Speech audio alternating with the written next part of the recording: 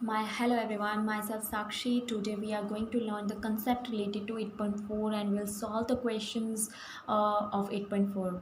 So before doing the question, I just want to tell you, if you have any problem, please comment in the comment section so that I can solve it in my next video. और अगर आपको ये video पसंद आता है तो please like कीजिए। ये मुझे आपके लाइक्स मुझे इंस्पायर करेंगे और अच्छी और बेटर वीडियोस बनाने के लिए। सो प्लीज़ लाइक कीजिए।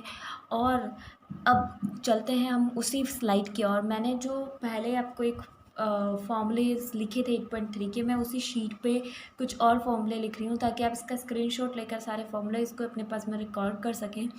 तो यहाँ पर हमने बात करी थी कुछ नए फॉर्मूलेस की मैं बात कर रही हूँ। Cos square plus sine square is equals to 1 होता है।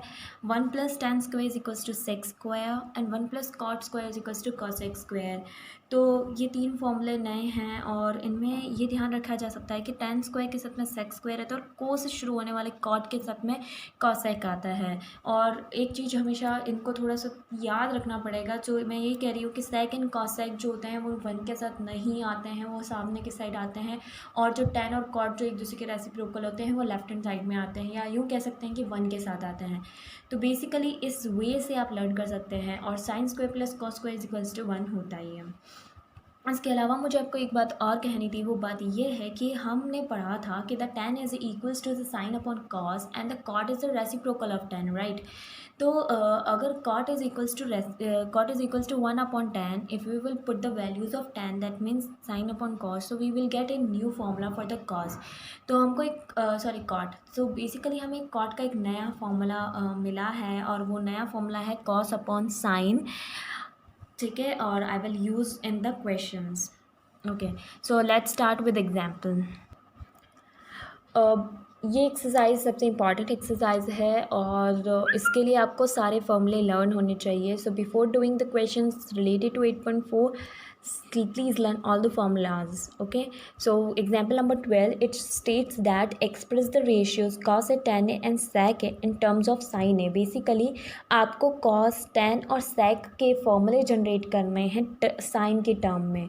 तो सबसे पहले इस तरीके के क्वेश्चन में हम क्या फाइंड करेंगे कि हमारे पास इनमें से कौन सी जो ट्रिग्नोमेट्रिक रेशियोज़ है उसका अपन डायरेक्टली यूज़ कर सकते हैं साइन की फॉर्म में। तो अभी फ़िलहाल तो मुझे कुछ भी ऐसा नहीं दिख रहा है, क्योंकि जो कॉस है, कॉस और साइन का, हाँ जी, कॉस और साइन का हमारे पास एक रिलेशन है जो न्यूली हमने अभी पढ़ा है, और वो है सबसे पहले लिख देती हूँ मैं cos A in terms of sine A. Okay, so हमारे पास एक रिलेशन है, अभी हमने लेटेस्ट पढ़ा है, and that is cos square A plus sine square A is equals to 1। So cos की फॉर्मूला निकालनी है हमको, cos square A is equals to 1 minus sine square A. और अगर मुझे कॉस चाहिए तो we have to make it in the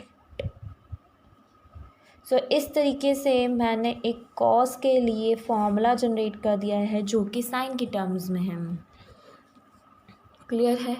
okay, now next is tan theta. और टेन थीटा के लिए हमें चाहिए होता है, सबसे पहला हमारा मोटिव यही होता है कि हम साइन एंड कॉस को सॉल्व कर लें, बिकॉज सारे फॉर्मूले हम उनमें कन्वर्ट कर सकते हैं, बाकी सारे ट्रिग्नोमेट्रिक रेशियोज़ को हम साइन एंड कॉस में कन्वर्ट कर सकते हैं। अब जो नेक्स्ट है वो है tan theta and tan A, और tan A is equals to sine A upon cos A and sine a upon cos a, so we have the value of cos a, so we can find it. So tan a in terms of sin a, ठीक है। इसके लिए हमें एक identity पता है, tan a is equals to sin a upon cos a, and you can say that from equation 1 it is equals to sin a upon root 1 minus sin square a। Cos की value put कर दी और इस तरीके से हमने ten का formula generate कर दिया है in the terms of sign.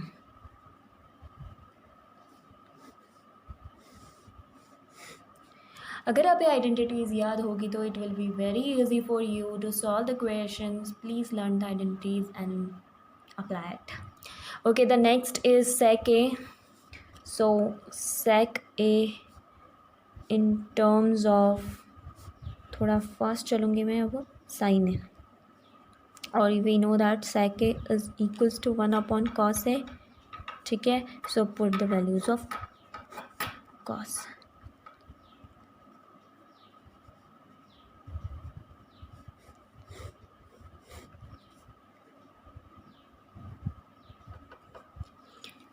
It's done. Okay, so let's come to the next example.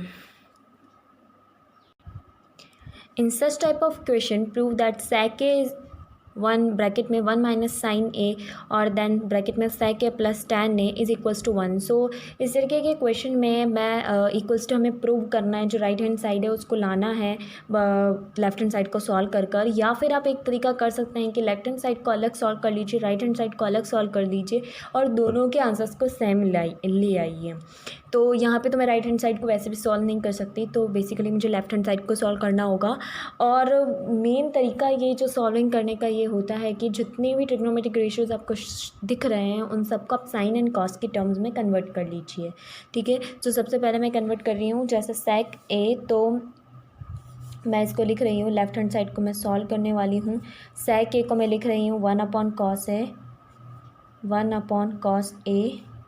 Bracket में मेरे पास 1 माइनस साइन ए है और इधर sec है, तो sec का फॉर्मूला होता है मेरे पास 1/cos A plus sine A upon cos A. You know that ना. So this is the formula for tan, sine A upon cos A. इस तरीके से हमने सारे वैल्यूज़ जो हैं वो पुट कर लिए हैं साइन एंड कॉस के टर्म्स में. अब मैं इसके अंदर इस कॉस को यहाँ पे मल्टीप्लाई कर रही हूँ, तो ये इस तरीके से आ जाएगा. ये हो जाएगा 1 minus sine A upon cos ए, और अगर मैं इधर का एलसीएम सॉल्व कर लूँ तो ये हो जाएगा कॉस ए 1 प्लस साइन ए. ठीक है, आप चाहें तो आइडेंटिटीज़ को यहाँ पर लिख सकते हैं. कुछ बड़ी बड़ी आइडेंटिटीज़ होंगी तो वो मैं यूज़ भी करूँगी, जैसे कि यहाँ पर आप देखिए वह a प्लस बी और a माइनस बी है, तो हम यहाँ लिख सकते हैं कि a plus B and a minus B equals to a square minus B square होता है. तो मैं यहाँ यूज़ करने वाली हूँ, ये हो जाएगा 1 square minus sine square a upon cos square a.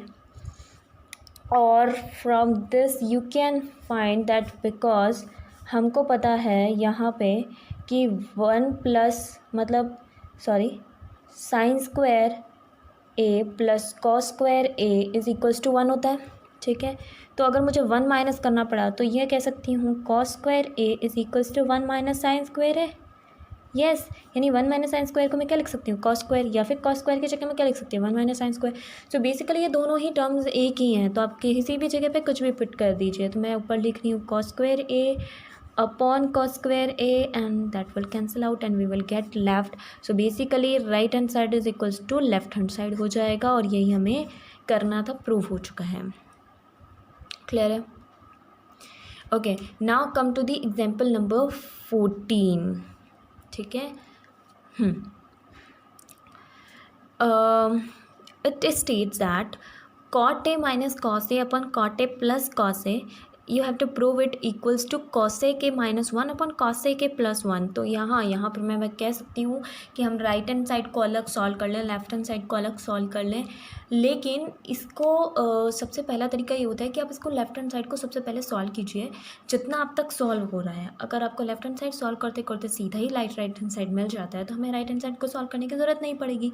तो पहले मैं लेफ्ट हैंड साइड को सॉल्व करती हूँ, अगर मुझसे उसके आगे सॉल्यूशन में प्रॉब्लम हो रही है तो मैं राइट हैंड साइड को भी सॉल्व करूँगी और दोनों को इक्वेट कर दूँगी. तो सबसे पहले स्टार्ट करते हैं, और मेरा जो तरीका है वो यही है कि मैं सबसे पहले यहाँ पर कॉट और कॉट जो दिख रहा है लेफ्ट हैंड साइड में, मैं उसको साइन एंड कॉस के टर्म में चेंज करूँगी. और आपको पता ही, अभी मैंने एक फॉर्मूला बताया था कि कॉट इज़ इक्वल्स टू होता है कॉस अपॉन साइन, तो cos A upon sine A minus cos A upon cos A upon sine A plus cos A. अगर आप बहुत ही ध्यान से इसको ऑब्जर्व करते रहेंगे तो मुझे ऊपर भी एक कॉस, क्योंकि इसके नीचे कुछ नहीं है तो लेट इट वन, क्लियर। तो मुझे ऐसा दिख रहा है कि ऊपर भी कॉस जो है वो कॉमन आ रहा है और नीचे भी कॉस कॉमन आ रहा है, तो मैं इन दोनों में से कॉस को कॉमन ले रही हूँ। सो ठीक है, let's take cos common. Okay, तो मैंने कॉस कॉमन लिया है, तो मेरे पास कॉस के बाद में बच गया one upon cos A common ले लिया, one upon sine A minus one upon cos A common लेते ही यहाँ बच गया one minus sine, one upon sine A plus one. Very good, cos से कॉस कट गया है। अगर मैं चाहती हूँ, मुझे वैसे तो डायरेक्टली ऑब्जर्व हो रहा है कि ये जो वन अपॉन साइन है वो सीधा कॉसेक के इक्वल होता है, तो बेसिकली मुझे राइट हैंड साइड मिल चुका है, ठीक है। लेकिन अगर आपको ये समझ नहीं आ रहा है तो आप क्या करिए, यहाँ पर इसको छोड़ दीजिए, यहाँ पर भी वन अपॉन साइन मतलब कॉसेक की जगह पे वन अपॉन साइन पुट कर दीजिए, left hand side right hand side दोनों इक्वेट हो जाएंगे एंड आपका सॉल्यूशन सॉल्व हो जाएगा। तो मैं तो डायरेक्टली पुट कर रही हूँ, it is equals to cosec A minus 1 upon cosec A plus 1 and it's hence proved because left hand side is equals to right hand side। यही आपको प्रूव करना था, क्लियर है। Now come to the example number 15। Example number 15 it states that prove करना है आपको sine theta minus cos theta plus one upon sine theta plus cos theta minus one is equals to one upon sec theta minus tan theta, but आपको एक formula use करना है one plus tan square theta is equals to sec square theta. तो इस identity को आपको use करना पड़ेगा, और इस आइडेंटिटी को यूज़ करने के, अगर आपको ये लिखा है कि आपको ये आइडेंटिटी यूज़ करनी है तो बेसिकली मुझे क्या करना पड़ेगा, मुझे इन जो टर्म्स जो ऑलरेडी साइन एंड कॉस की टर्म्स में गिवन है तो मुझे उनको टेन में कन्वर्ट करना पड़ेगा या सेक में कन्वर्ट करना पड़ेगा। तो स्टार्ट करते हैं, लेकिन मैं ये बता देती हूँ कि ये एग्जाम्पल बहुत ही ज़्यादा इंपॉर्टेंट है, बहुत बार ये बोर्ड एग्जामिनेशन में आ चुका है, it's very important. Okay, so let's start. यहाँ पे हम सबसे पहले जो हमारा लेफ्ट हैंड साइड है उसी को यूज़ कर रही हूँ मैं, और क्योंकि मुझे ये वाली आइडेंटिटीज़ इसके अंदर यूज़ करनी है तो मैं इसको टेन और सेक में कन्वर्ट कर रही हूँ। तो सबसे पहले लेफ्ट हैंड साइड यूज़ कर रही हूँ। आप यहाँ पे देख रहे हैं sign theta minus cos theta है और मुझे टेन लाना है, तो टेन के लिए मुझे क्या चाहिएगा, साइन अपॉन कॉस चाहिए कहीं ना कहीं। तो बेसिकली मैं सारे न्यूमरेटर एंड डिनोमिनेटर में कॉस का डिवाइड कर रही हूँ। तो लेफ्ट हैंड साइड में sign theta minus cos theta plus one sine theta plus cos theta minus one is given, multiply and divide by cos theta, sorry multiply नहीं करना है, बेसिकली डिवाइड ही करना है आपको, divide by cos theta in numerator and denominator, ठीक है। Cos theta का मैं डिवाइड कर रही हूँ इन न्यूमरेटर एंड डिनोमिनेटर दोनों में ही डिवाइड कर रही हूँ। आप किसी एक में डिवाइड नहीं कर सकते हैं, आपको अगर किसी भी चीज़ को मल्टीप्लाई करना है तो आप दोनों में मल्टीप्लाई करेंगे, जिस चीज़ को डिवाइड करना है तो भी आप दोनों में ही डिवाइड करेंगे। तो मैं डिवाइड कर रही हूँ कॉस थीटा का न्यूमरेटर एंड डिनोमिनेटर में, तो यहाँ डिवाइड हो रहा है, तो ये हो चुका है sine theta upon cos theta minus cos theta upon cos theta और one plus one upon cos theta, ठीक है। डिनोमिनेटर में जो चल रहा है इसमें लिख सकती हूँ sign theta upon cos theta plus cos theta upon cos theta minus one upon cos theta, clear. ये क्वेश्चन बहुत इंपॉर्टेंट है, तो मैं इसके इक्वेट में चल रही हूँ। साइन अपॉन कॉस जो हो गया है वो मेरा टेन थीटा हो चुका है, ये वन हो चुका है, और वन अपॉन कॉस क्या होता है अपना, सेक थीटा, ठीक है।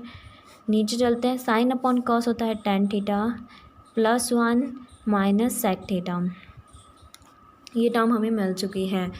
अब इसको मैं थोड़ा मॉडिफाइड कर लिखना चाहूँगी, यहाँ पर स्टेप्स में ऐसे ले रही हूँ, यहाँ पे इसको लिख रही हूँ थोड़ा मॉडिफाइड फॉर्म में, और वो मॉडिफाइड फॉर्म है tan theta plus sec theta minus one upon tan theta minus sec theta plus one.